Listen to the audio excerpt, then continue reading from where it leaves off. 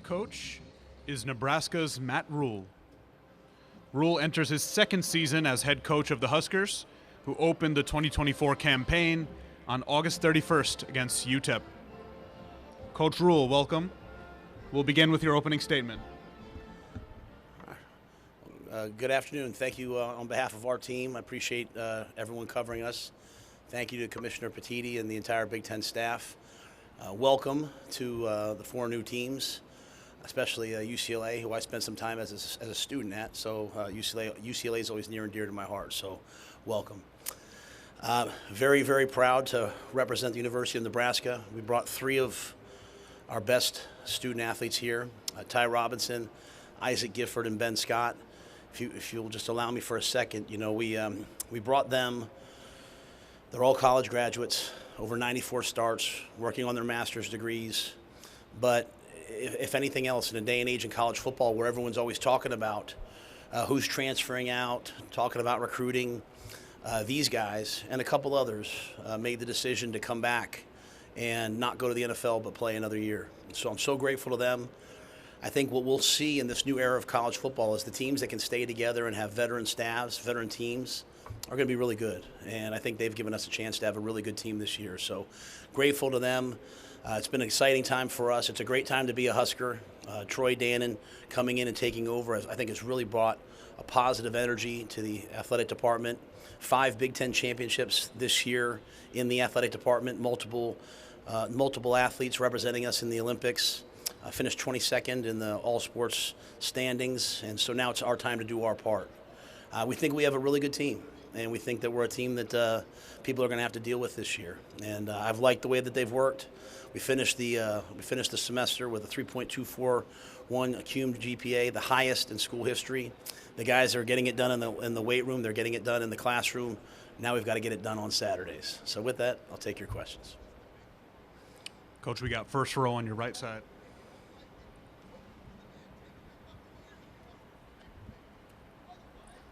Coach Lynn Harrington, State Line Par 5. How you doing today? Good. How are you? I'm all right.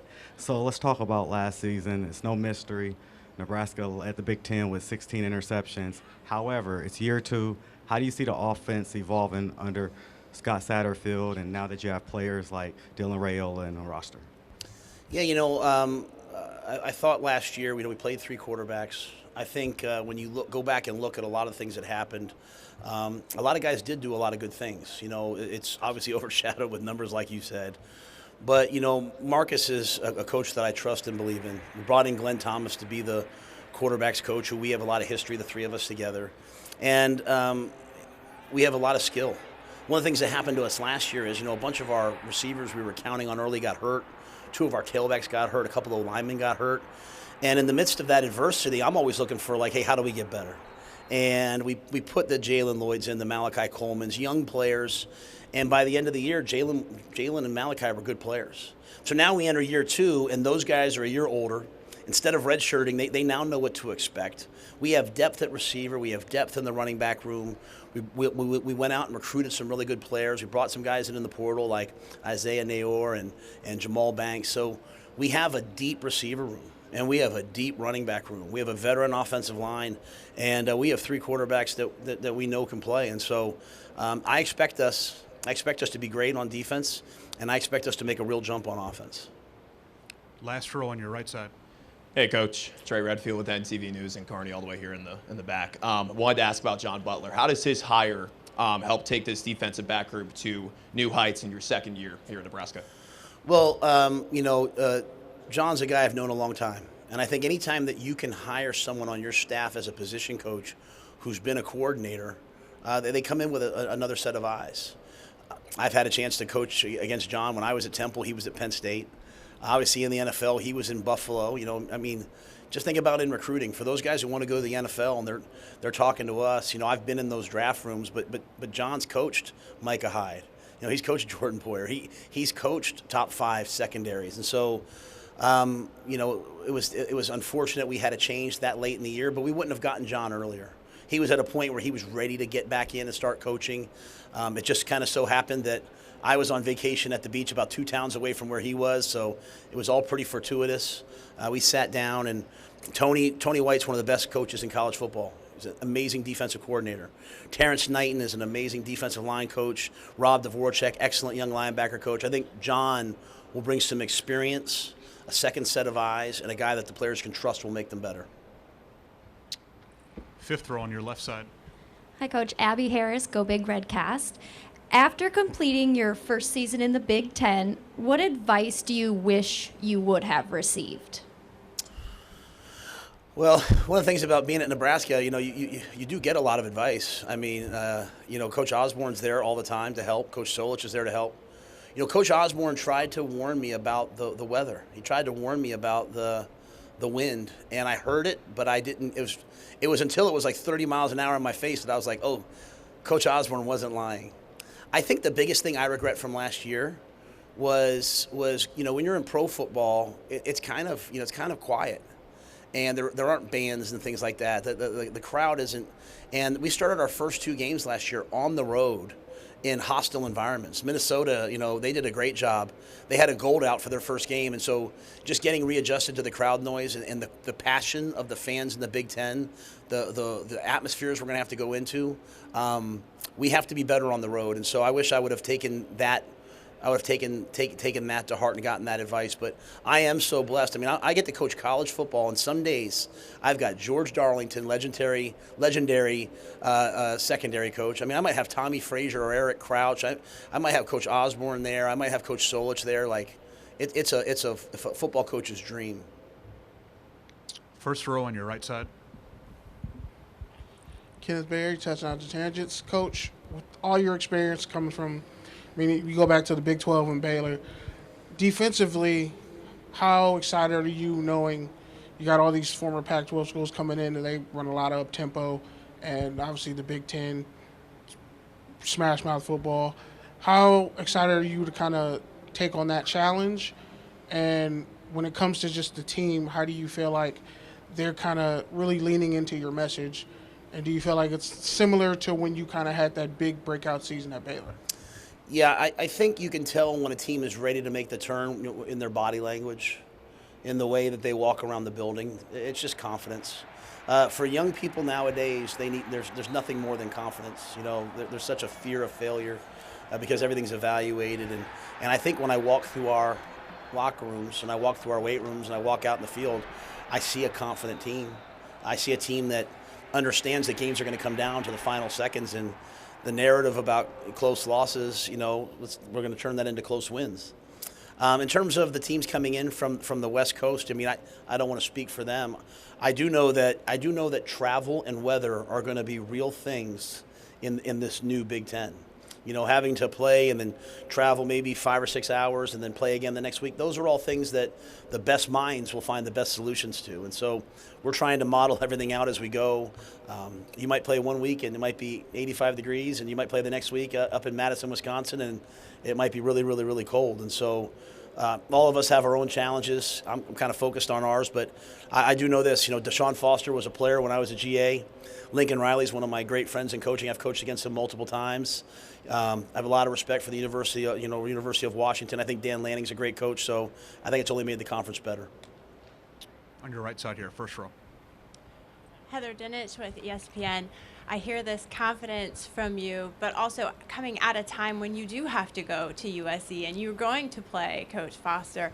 How do you balance that challenge of being on the brink of something good with the timing of these teams coming into the league and the Big Ten just quite frankly being so much more difficult to win? Yeah, I think that's a great question. Like I laugh with Troy sometimes. Like if Haven Fields, our sport administrator, would have said, "Hey, I want to add USC and UCLA to the non-con," and I'd have thrown a fit. Like, I'm not playing those guys. Well, here they are. So I think when you look at the Big Ten, playing 9 conference games. More importantly, playing 5 road conference games. Not every conference plays 5 roads. Some of the 18 leagues, they play 4 road games, and sometimes one's like a neutral site, so they play 3 where you have to go into someone else's stadium. We have to, in the Big Ten, we have to go into someone else's stadium in our league 5 times and duke it out. So, but I think we'll have a lot of access to the college football playoff, and I think 4 teams from this league should get in every year because This is the best league. This is the NFL of college football on my mind. It stretches from coast to coast, different time zones, different weather. That's not to diminish any other league. The SEC is amazing. These other leagues are great, but the challenge in the Big Ten is going to be really difficult. Travel, weather, and great teams. For us, we think every game's a big game because we're playing in it, and you didn't come to Nebraska because you wanted to play an FCS slate. You came here because you want the challenge of. We get to go to the Coliseum and play football. How lucky are we? And so that's why you come to Nebraska. That's why in recruiting, competitiveness is my number one trait, because I want guys who want to prove it on the field, not anywhere else. On your left side, Coach. Coach Caleb Adams, Sports Philanthropy Network. 4 numbers, 3.241. You were the first coach to come up and talk about the high marks academically of your team. I want to give you a moment to talk about the importance of education, and I want to applaud you for being the first coach to mention that. Well, that's very kind, and I'm sure all my colleagues are very proud of all the things that they've done academically as well. I'm the son of a high school teacher. My dad's a teacher and minister. My mother gave her life to working with women. We lived in New York City, and football has brought me so much. Football brought me a bachelor's degree. It brought me a master's degree. I was on my way to my PhD and then got lucky enough to get a coaching job, and this is my passion. So we're proud of the players. We have 20 graduates heading into the season. We'll have 10 more in December. So when we go to our bowl game, we'll have 30 college graduates on our team. And so at the end of the day, we all want to win. But if you don't have a purpose that states that we want to raise great men, that we want our players, I want our players someday to look back and say, my life is better because I played at the University of Nebraska and I played for those coaches. And I can think of no better way of doing that than education, followed closely by community service and giving back. So we're going to try to win on the football field and off. We've got one final question on the back right. Hi, Coach. Kylan Mills with the Big Ten Network. Great to see you. Something you've said is that it's a priority this season to address the turnover margin. -17 last year. It's been an issue that's plagued this program beyond just that. Just curious, as you look ahead to fall camp, how do you try to address that, and where do you start in trying to shift those numbers? Yeah, it's a blemish. It's nothing I've ever done before to be -17, right? And we gave the ball away 31 times. We only took it away 14, so both sides have onus. But to give the ball away 31 times, and our season would have been different had that not happened. The great news is then when you look back at a season where we were 5-7, and with 2 games left, we were still in the math to get to Indianapolis, and you have something that outrageous. You understand that, hey, if we just fix 1 or 2 things, we can be a really good team. We don't have to do an overhaul. We don't have to fire a bunch of coaches. We don't have to change the offense and defense. We really just have to win the turnover battle. And so I think anytime you want to seek change, the first thing you need is buy-in. I think by the end of the year, our players truly understood that, man, we have to protect the football and we have to take it away. We've practiced it. The thing that I've tried to do is, I want to be a lifelong learner. I'm in Texas this past week at coaching clinics, and I'm sitting listening to coaches talk, high school coaches, college coaches, about the way they're doing things, because we have to find a way to go from -17 to +7. We have to find a way to get that done, and so we're going to practice it. We're going to coach it. We're going to allocate playing time based upon who protects the ball, but also who takes it away.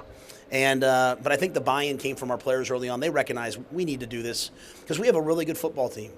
And you know what? If you turn the ball over 3 times, you're probably going to have a close loss. The close losses at Nebraska are not an affliction. It's we don't need to get out a voodoo doll. We need to hold the ball properly and knock it out, make one more catch, have a little bit more confidence, and go make one more play and win a couple games, and all of a sudden we'll be talking in a different tone. Coach Rhule, thank you so much for your time. Thank you. Go Big Red.